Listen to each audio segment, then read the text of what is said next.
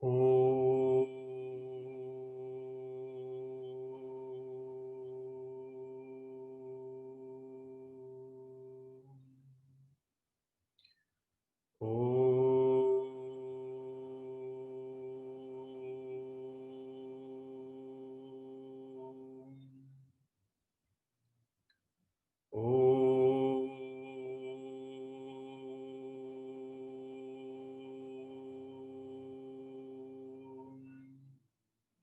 ॐ सहना भवतु सहनौ भुनक्तु सह वीर्यं करवावहै तेजस्विनावधीतमस्तु मा विद्विषावहै ॐ शान्तिः शान्तिः शान्तिः सदाशिवसमारम्भां शङ्कराचार्यमध्यमाम् अस्मदाचार्यपर्यन्तां वन्दे गुरुपरम्पराम् रामो राजमणिः सदा विजयते रामं रमेशं भजे रामेणाभिहता निशाचरचमू रामाय तस्मै नमः रामान्नास्ति परायणं परतरं रामस्य दासोऽस्म्यहम् रामे चित्तलयः सदा भवतु मे भो राम मामुद्धर समस्तजनकल्याणे निरतं करुणामयं नमामि चिन्मयं देवं सद्गुरुं ब्रह्मविद्वरं सद्गुरुं ब्रह्मविद्वरम् Hari Om.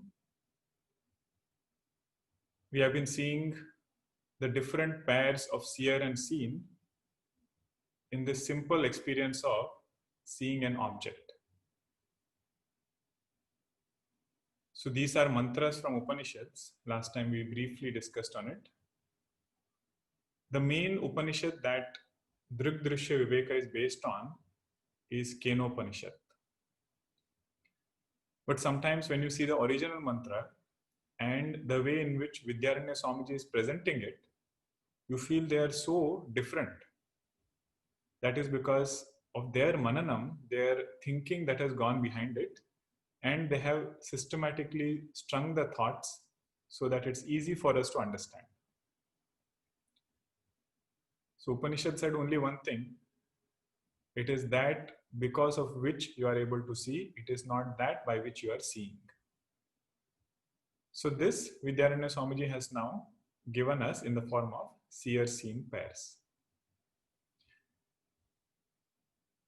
So what Swamiji is doing here is, he is taking us from outside Drishya to Drashta, which is the innermost. So like this, we are going step by step, turning within.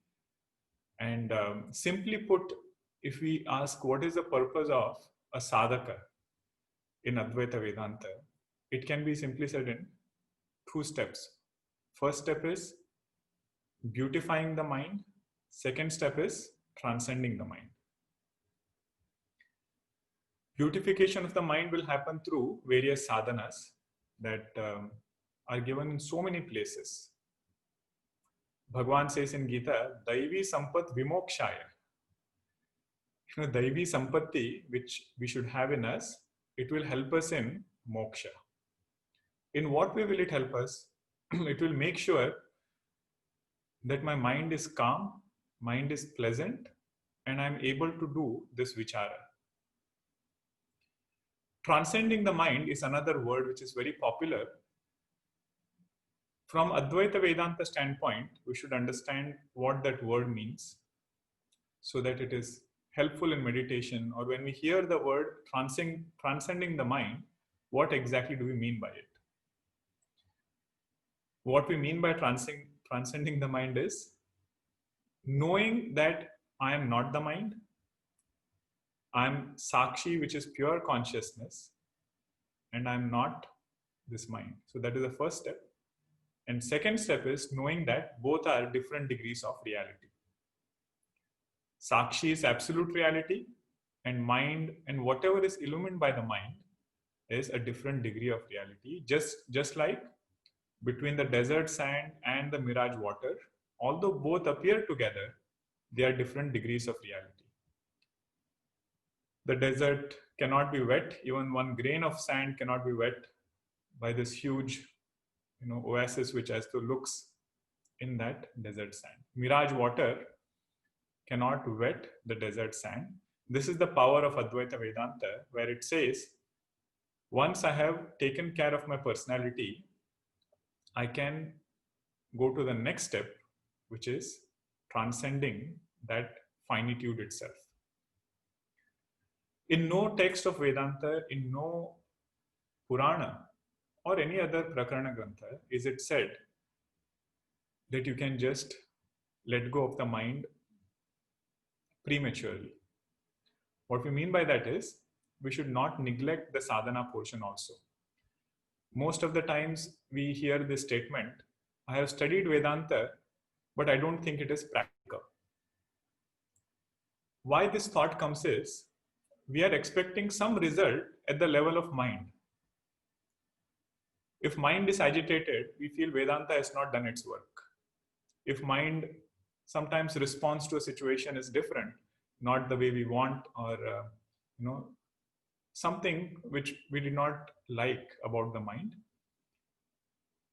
sharp reaction or something comes, and then we start, oh my God, I'm a sadhaka, and still my mind is behaving in this way.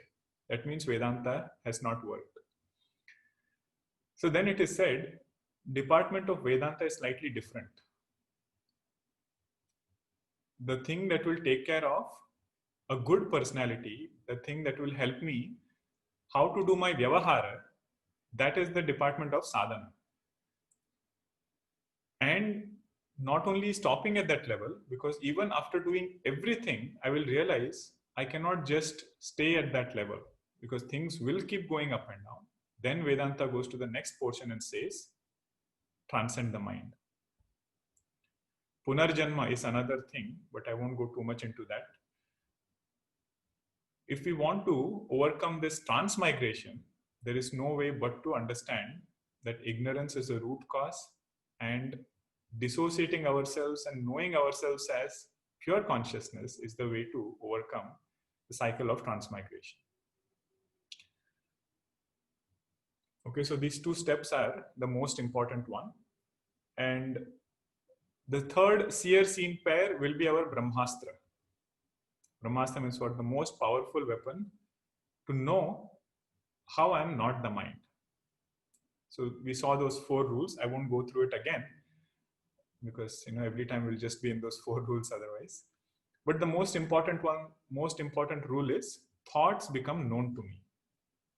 No matter who says what, if there is a thought of happiness, I know that there is a thought. I know that it was not there, it came and it went. So the knower is Sakshi, and the known are these thoughts. So that is, if we can just remember this, having done sufficient sadhana, even if some thought comes, we will be able to very well let go of it. And not letting go just because of some vague idea, because I am the witness or something. If we have done this seer-seen pair thoroughly, there will be a conviction in saying why I am not the mind. This conviction is going to help us in meditation. Okay, that is why we are going slow on this. Another helpful sadhana, in addition to whatever we have seen so far, and Sadhana Panchakam also we are seeing several of them, is to have a dialogue with the mind. When the mind is quiet, dialogue between whom? Between Sakshi and the mind. You must have, there is one Swamiji, whenever he gives a talk, he came in Sandipani once, different, all brahmacharis were sitting.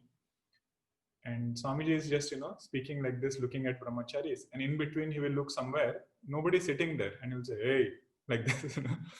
So his style is, he is keeping the mind in front of him and then talking to the mind as though it is drishya. So sometimes you wonder, whom is he talking to? Who is sitting? Nobody is sitting there. But he's making the mind sit in front of him and then talking to the mind.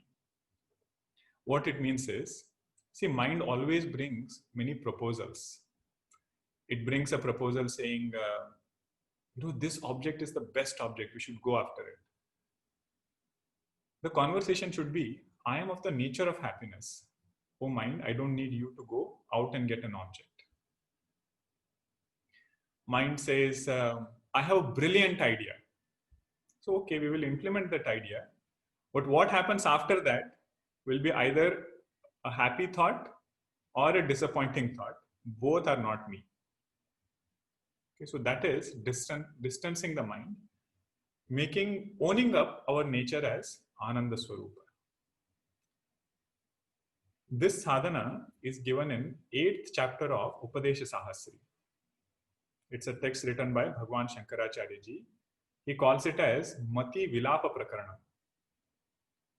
And he says, who does this abhyasa of having a dialogue with mind in this way, they are able to overcome ignorance, ajnana, and mahabhaya agama. Means they are able to keep away that great fear of what? Fear of this mind. So this is another form of sadhana, more based on knowledge. Having known that I'm not the mind, I should try to own up this knowledge now. So it is easier to swim in knee-deep waters first, and then in a swimming pool. We don't directly go and jump into the ocean before swimming. So in this way also, this conversation we can have when the mind is quiet. Later on, when we become adept in this thinking, when this becomes our natural way of thinking, even if so many things are going around in the world, Puja Gurudev's quote is there, person who is able to tune to this silence, even in the midst of the marketplace, can turn within. I'm paraphrasing it, but the essence is this. So once mind becomes trained in that way, we'll be able to do it even in the world outside. But first, we should take some time during the day where we can dwell on this. Okay. Do you remember I had asked a question in the last session? Oh, which session? I'm sure you remember. The question was, see, what we have done is, in the 3 CRC in pairs, we have done Viveka. Right? We have kept mind and we have kept Sakshi now. Okay, this Viveka we have done. And so on and so forth. We did Viveka between different CRC in pairs. So what we have ended up with now is, we have Sakshi, which is Drashta, and entire thing which is Drushya. Mind is also Drushya, sense organs are also Drushya, and the world outside is also Drushya. Now the question becomes, generally we keep hearing in Tattva Bodha, so many texts we see, that first is Atma, Anatma, Viveka. And we say natural progression of this Viveka is Vairagya, dispassion towards what is Anatma. So question we should ask ourselves is, has that happened? If not, what should I work on? So it is said, that is why in the first class, when we translated the word Viveka, we said it is not mere separation. It is vichara, inquiry into the nature of drashta and the nature of drishya. That will give dispassion. And I'll come to the word dispassion. Keep that aside for now. If you see Bhagwan Shankaracharya's Bhashya, wherever Bhagwan gets an opportunity to write about drishya, to write about prakriti, Bhagwan will add a few words. And what they have in essence is, any drishya that we take is going to keep changing.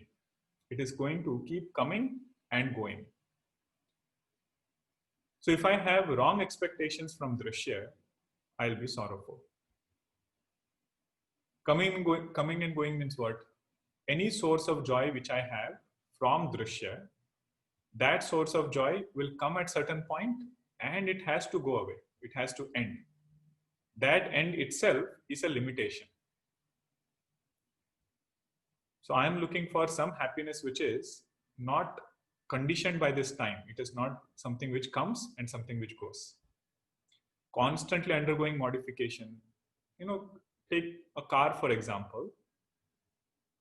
No matter how best we try, 300k miles, after that something has to, there will be some wear and tear, there will be some modification onto it. I'm giving very neutral examples. You should think more on applying these rules for other examples also, according to our ability and comfort level. So that is the two things. Those are the two things. And most importantly, we realize Drushya has drained our sense organs. What Nachiketa says in Kathopanishad, Sarvendriyanam Jarayanti Tejaha. Means if I just kept on engaging myself, indulging myself in Drushya, that will drain sense organs. It will also tire down the mind. So this Shrama which is there, right, with only attention on Drushya, that aspect, when we dwell on, that is when we will know that Drushya cannot be the only goal of my life. Sole purpose of my life cannot be just adjusting Drushya. Then what is the main goal? Main goal is to understand I am Drashta. Okay, so that is the analysis, that is the thinking which will help us get this Vairagya. Okay, so now I said we will come to the word Vairagya also. So dispassion in Advaita Vedanta is not understood as Gruna. Gruna means what? I want to run away from it, or I have some bad taste for it. That is not the real meaning of Vairagya. Puja Gurudev uses a very beautiful phrase. He says, it is the art of right contact. Art of right contact is called Vairagya. Means there should be no Drushya where I get so carried away with that I am not able to take my mind away from it. So, that is this art of right contact. Knowing how much to relate with Drushya and in what measure, so that they don't take away our mind. There is one word or a phrase which is used generally. It says, oh, actually we are seeing that in our evening class, Nataka. Nataka, if you break the word, it becomes na atak. So Drushya is something where we should not get stuck. Atak means you get stuck. So na atak is don't get stuck. That is called Nataka. It is good to enjoy, it is good to appreciate, but not get carried away with it. And if you want more firmness in this thinking, we should read Bhagavad Gita. Bhagavan uses two shlokas where he points out this thought. He says, Yehi samsparshaja bhogaha dukkha yonaya evate. All the bhoga that is there from this Drushya Prapancha, it will end up in sorrow. And second, he says, Anityam asukham lokam imam prapya bhajasvamam. So these two shlokas point out that Drushya alone cannot be the goal of life, but also I should know the art of right contact. It is not that I want to run away from it, or it is something that I have a distaste for. What it means is I know where it is placed in my priority list. Okay, that is the word of dispassion or Vairagya. All right. So I think, we saw that question. Why merely doing Viveka will not do or will not give us Vairagya. The ability to stay in this thinking will come from knowing that Drushya cannot be the goal and it is always changing. All right. So what we'll do now is, now we have completed 4 shlokas, right? So we'll just chant those 4 shlokas. And as I said, if you come to the first shloka on page number 1, the first quarter is elaborated in second shloka. The second quarter of the first shloka is elaborated in third shloka. Means, Tadrusyam Draktu Manasam is shloka number 3. Drishyadhivrittya Sakshi is shloka number 4. Okay, so we'll just chant all 4 together.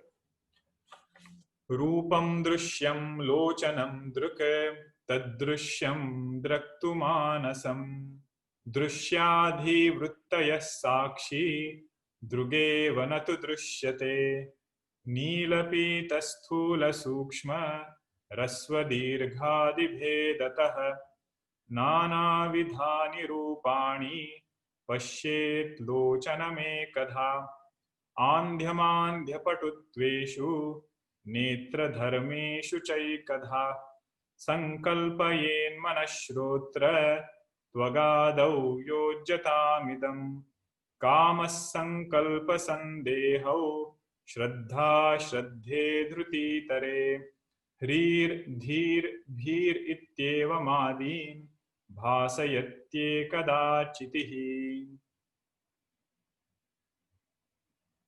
Now you come to the first shloka again.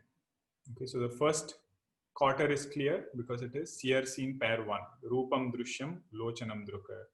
Second seer seen pair was Tad Drishyam Draktumanasam. Sense organs are seen, mind is the seer. Drishyaha Dhivrittayaha Sakshi. This is the main part that we discussed just now. Seer seen pair 3, mind is seen, I am Sakshi. Now, what is the nature of this Sakshi is given in that last quarter. That Sakshi is Drugeva Natu Drishyate. Drug Eva. You know, it is seer only or seer alone. It never becomes seen. Mind becomes seen, sense organs become seen, world outside becomes seen. But Sakshi is Drug Eva. It is always the seer. There is no other seer for this Sakshi. First of all, it is. You know, Sakshi is. Because what is the hetu? What is the reason? Because thoughts are seen. If thoughts are seen, there has to be a seer. That seer is Sakshi. Now, Vidyaranya Swamiji could have left it at that, Drug Eva. But he adds another line. He says, Natu Drishyate. Means it never becomes Drishya.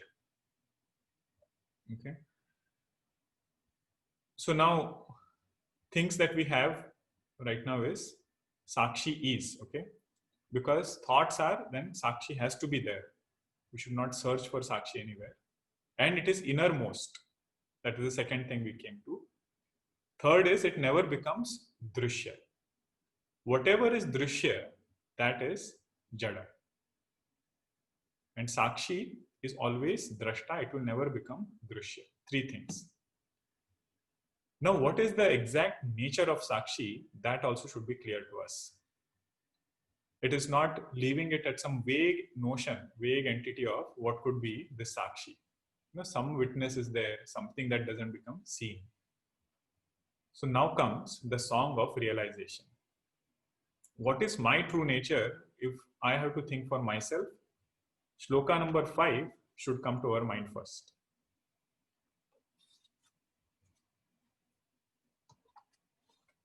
When I say aham, if I have done the seer seen pair clearly and I have understood it, then this will be the nature of Sakshi. So we'll chant that, shloka number 5, page 17 in the old book. So new book might have a different page number.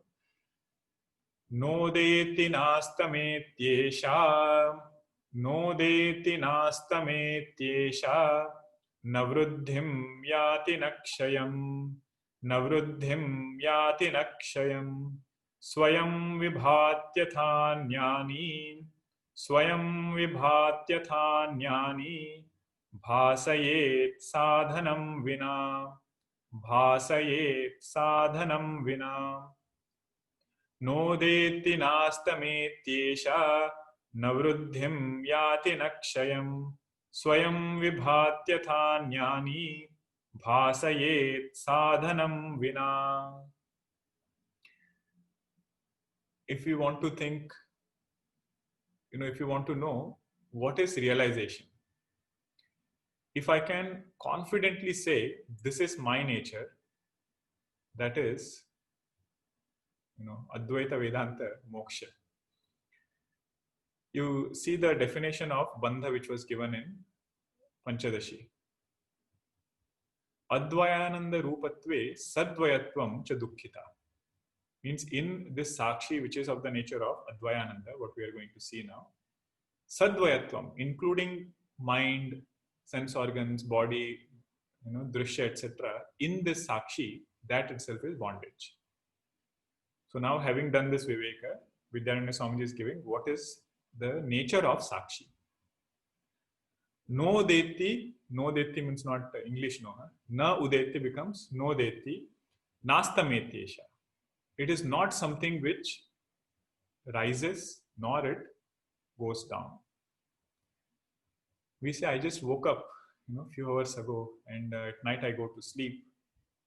It says that is this mind which wakes up, mind which goes to sleep. Sakshi, my true nature is that which is ever illumining. Also, it means there is no birth. Na udeti means there is no birth, and na astameti is there is no death. This is our true nature. Na vruddhim yati nakshayam. It does not have vruddhi. It does not grow, neither does it have decay. Kshayam, what is the... does not decay. I mean, there are no modifications happening in pure consciousness. It doesn't grow old. It doesn't have any of the andya mandya patutvam, what we saw, right? Ability, which is brilliant consciousness, medium consciousness, or mediocre consciousness. Nothing, no gradation in Sakshi. This is our true nature. Swayam vibhati ata anyani bhasayet. It is self-shining, and not only that, it enlivens this entire drishya prapancha. Through how? Through what? Through vrittis.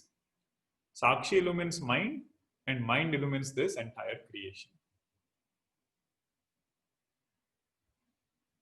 We'll think about it a little bit more in detail next time, but this much we can leave it for now. Sakshi is Swayam Vibhati. It has its own consciousness or own ability to illumine Chit Swarupa, and it illumines this entire Drishya Prapancha. And for Sakshi to illumine, is there any medium needed? Is there any other instrument needed? It says no. Bhasayet sadhanam vina. Sakshi's nature itself is to illumine. It doesn't need anything else to illumine. For example, if mind has to illumine, it needs vrittis. It needs thoughts. If sense organs have to illumine, it needs, the ability, the eye has to be there, and so many other things are needed. Physical body has to be there for this indriya to function through that. But Sakshi's illumination is different from that, and that is of the nature of Chaitanya Swarupa. Its nature is of illumination. These are meditation pointers, and now Vidyaranya Swamiji has also given us a thread. We can think more on it. All the nature of Sakshi that we chant in meditation verses, right?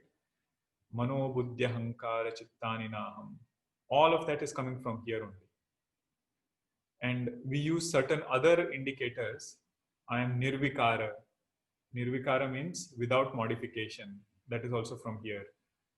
I am nirakara. I don't have any form. I meaning who? Sakshi. Don't put it on the body and then think about it. So all of that thing which is not drishya doesn't have any form. Drishya is always, form is always there in drishya. If a thing is becoming an object of knowledge, that object will have a form. So first verse said, Sakshi is drugeva natu drishyate.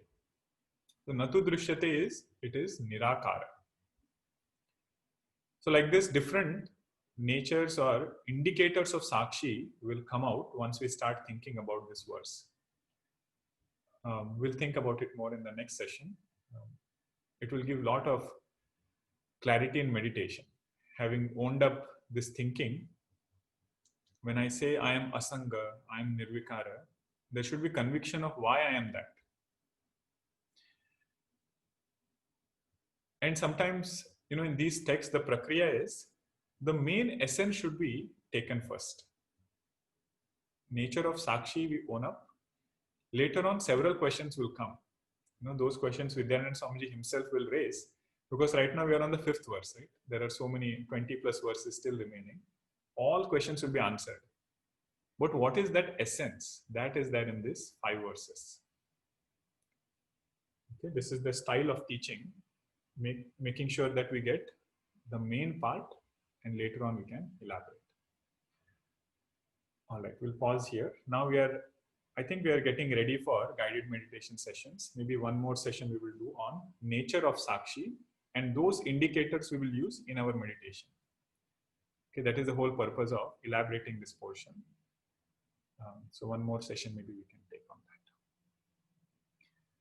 Om Purnamada Purnamidam Purnat Purnamudachyate Purnasya Purnamadaya Purnamevavashishyate. Om Shanti Shanti Shanti. Hari Om Shri Gurubhyo Namaha. Hari Om. Okay, I know there will be a lot of questions on what Swamiji had said yesterday.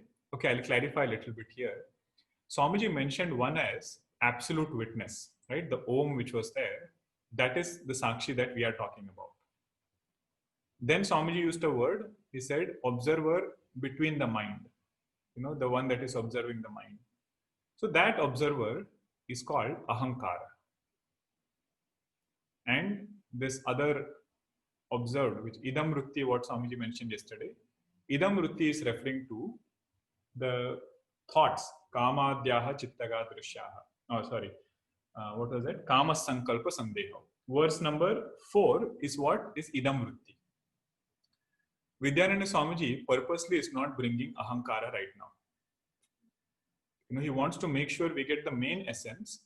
The way to distance ourselves from Ahankara is going to be the same process. Because Ahankara is seen, Ahankara is Drishya. That is why it is not me. He will bring it in 6th verse onwards.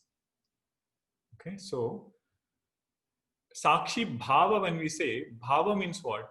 I try to have certain emotion about something or certain way of thinking about something. It is not as much based on knowledge. Bhavana Shabda, whenever it comes, see, whenever we say, I have great bhava towards him, it is not intellectual, thinking or conviction. It is an emotion or a feeling. You keep doing it over and over again, it will become stronger and stronger. But Sakshi Bhava, when we say, we should be careful. Sakshi, we are talking about absolute Sakshi. And this is a conviction. It is Pramana Vyapara. Pramana means valid means of knowledge. If you use something, you don't have to do bhavana. For example, if I say this color is black of this phone. Now, I have used eyes, which are the pramana to know this color. Now, if I want to do, I cannot say I need to do bhavana of this because it is pramana. It is clear as, as clear as it can get. But if there is something which I have not understood by pramana, it is said do bhavana. It will help in that regard. Okay, so I hope that question is answered. Knower of thought is Sakshi, Bhava, not Sakshi. Is that correct? So knower of thoughts, illuminator of thoughts is Sakshi. Okay.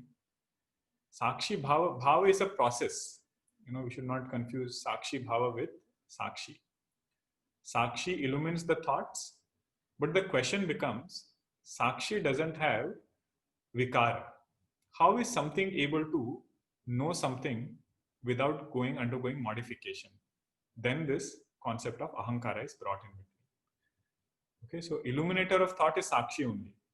Because Vidyananda Swamiji said, right? Drishyaha dhivruttah Sakshi. He didn't say Sakshi Bhava is illuminating Drishya. Okay. How Nirvikara Vastu is able to, illumine Vikaras, that will be explained in 6th verse. Okay. If Sakshi illumines the mind, doesn't it mean that mind is different from Sakshi, which leads to Dvaita? True. That is why I said, when I said this is our Brahmastra, right? What is that Brahmastra? Knowing that I am not the mind, there are 2 steps to it. Part 1 is to know I am not the mind. Part 2 is to know one is real, another is different degree of reality. That will take us towards Advaita. And that also will come. Vidyaranyana Swamiji himself will elaborate more. And in the next session, when we see nature of Sakshi, we will touch upon this one. But I hope the process is clear. My problem first was, I never understood there were 2 things. That is why teacher had to take effort. Vidyaranyana Swamiji had to take effort to separate those 2 things first. Even in our day, we should observe this. How much time during the day do I think I am different from the mind? If that happens, very well, then the next step will be to know that mind is different degree of reality. No matter what happens to the mind, I am always unaffected by the mind. But I hope other things also you are connecting. Huh? Nowhere we can say that mind which has lot of raga, dvesha and everything, we can directly own up this knowledge like that. So we should take care of the mind, but know what method we need to use. That is where part of sadhana comes in. This mind will be a very obedient mind. Such a mind, it's very easy to say, I'm not this mind. Okay, that is the price we have to pay. In Nataka Deepa, yesterday, Swamiji mentioned that mind observing itself during introspection. How does this relate to rule number 2 of 2 or 3? So when we say mind is observing the mind, what we should understand there is concept of ahankara. Vidyaranyana Swamiji himself will introduce from 6th verse. See, thoughts are there, right? So many thoughts are there. I realize that there is somebody in me who is able to regulate these thoughts. I can choose which thought I have to pick, and I can also choose which thought I have to let go of. Now, this ability to control a thought, to analyze a thought, that is not there with pure consciousness. So pure consciousness is nirvikara. It doesn't do any action. It's not concerned with taking a thought or letting go of a thought. It will just illumine. Just like fire is not concerned with what it's burning. Right? You put anything in the fire, it will burn. In the same way, Sakshi is there, which is illumining all the thoughts, no doubt, but it is not, selectively choosing any thought or letting go of any thought. So now Vidyaranyana Swamiji says, if there is this ability inside, that ability is called ahankara. So this, yesterday in the last class, there was a question, what is antahkarana? Okay, antahkarana is subtle body. Just like we have physical gross body, we have something called as subtle body, which has the ability to reflect consciousness. So this antahkarana, Vidyaranyana Swamiji is going to say, there are 2 portions, or rather 2 functions of this antahkarana. One is of the thoughts. Another is the one that is controlling the thoughts. But remember, the one who is controlling the thought is not independent. This is where Advaita Vedanta comes in. Advaita Vedanta says the very existence of this ahankara depends on Sakshi. The very ability to know of this ahankara depends on Sakshi. Okay, first is existence itself, means it's not something completely different degree of reality. It is not independently existing entity, ahankara. Ahankara depends on Sakshi. Its ability to illumine also comes from Sakshi. That is the observer, what Swamiji was mentioning yesterday as the one that observes other things. Meaning what? It has ability to control other thoughts. That is what makes our personality. We will discuss more when that verse comes. The quality of idam vritti decides the quality of aham. Aham means this ahankar. If I have good thoughts, right at that moment, I become a good person. I again is ahankara that we are referring to. Okay, so sadhana is to make sure more and more sadvruttis, good vrittis are in my mind, so that my personality becomes of that nature. So this is what is the part of introspection, what Gurudev mentioned also in that quote, that ahankara will be able to choose which thought it has to pick. Okay, so in that way we should understand. But simply put, what it means is, I mean, the first 5 verses, if you want to take, Sakshi is the absolute illuminator. Ahankara also is Drishya. Mind also is Drishya. Okay, that will be elaborated more in the later verses. Thank you all for having these questions. It makes me also think and reflect. So really appreciate that. If you have more questions, feel free to either send it on the Google Doc. That way I can plan ahead of time. Some of it I can include in the lecture also, and some of it we can take in the Q&A. Okay, so I hope you have the link to that Google Doc. If you go to our online classes, it's right on the top on our CMSJ website. Okay, so we'll meet in the afternoon for Ramcharitmanas Parayana. Hari Om.